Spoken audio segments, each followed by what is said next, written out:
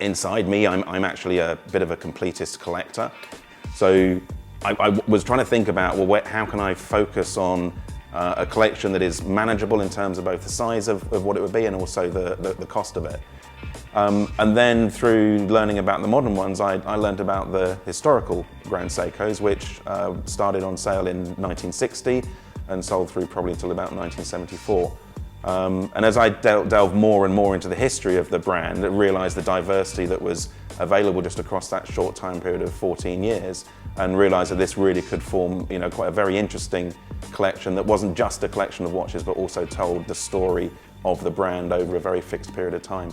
There's 20 different movements, so that means there's 20 watches initially that I'm looking out for. Obviously, each movement is used in multiple watches, and as I started to learn about the watches which are out there, I started to realize that I can't just have one example of the movement, because if you have a watch such as this one and a watch such as this one, which are the same movement but obviously in two very, very different watches, you can't pick one. So the collection sort of went from 20 to, as it is now, about sort of 40 or 45 watches. Yes, you do come across people who say, oh, it's only a it's only a Seiko, they make $50 timepieces, but they also make $400,000 timepieces.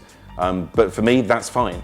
If people want to dismiss them because they're Japanese, because they're Seiko, that to me just means there's less people competing for the watches that I'm looking to purchase for myself, so I don't see that as a problem. I don't think you could pick three without picking the original Grand Seiko, the very, very first Grand Seiko, which I'm actually wearing now.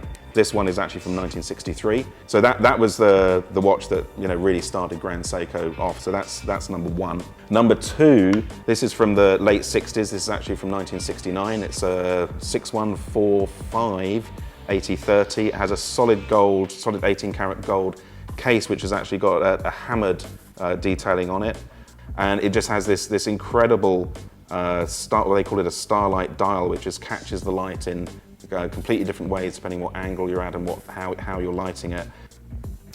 And then number one has to be this one, which is for me the absolute pinnacle of what Grand Seiko were producing in this vintage period. This is a 4580 VFA, very fine adjusted.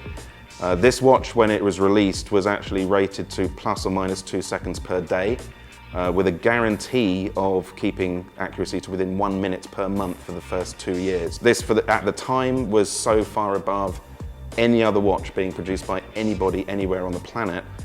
It was the last piece that I found. This was the last missing movement, the 4580 movement.